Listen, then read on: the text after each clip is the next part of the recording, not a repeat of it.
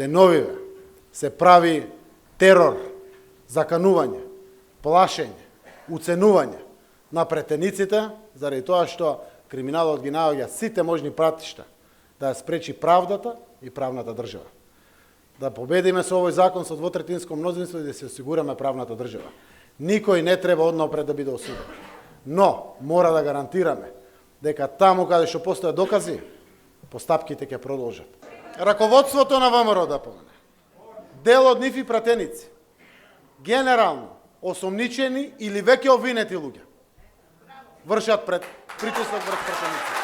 Јас пред да предложам на влада да го стават законот преку министерката за правда, владата го усвои во недела вечер. Сум имал збор од најмалку 80 пратеници. Сум имам збор и толку. Јас ги немам пратениците, нивните гласови во рака, во раце или слично. Тоа се пратеници. Секој од нив е многу свесен и секој од нив е индивидуа со свое семејство, со своји деца, со своји роднини и пријатели.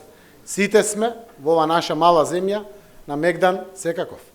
Секој од нив е прво одговорен за тоа што е избран, тие ги представуваат нашите граѓани во домот на демократијата, парламентот. И тие носат одлука онака како што чувствуваат во своите гради, во својата глава, согласно устав и закон. Можеше до сега господин Мицковски да ги ангажира сите домашни и сите странски експерти да направи предлог закон и да го достави.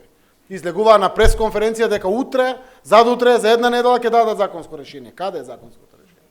Зарем треба да појаснам јас, кој што сум опонент на опозицијата, зошто е целото ова? Зарем не е јасно што е ова?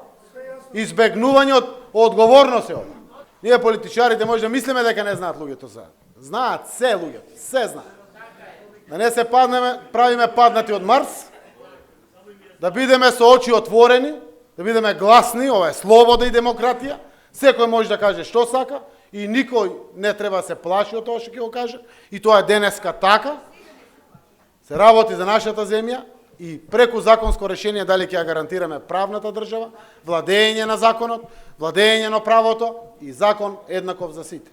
Дали ќе имаме 80 мегданот е веројатно до крајот на оваа седмица, кога по деловникот за работа на парламентот, председателот, а и комисиите и парламентот, пратениците ќе одлучат дека ќе дојде чинот на гласање. Тогаш ќе видиме. Во најмала рака за мене е значајно што дојдовме да имаме збор од 80 и да пуштиме законско решение. И тоа е порака до Холандија, до Данска, до Франција, до Германија, до Австрија, до сите.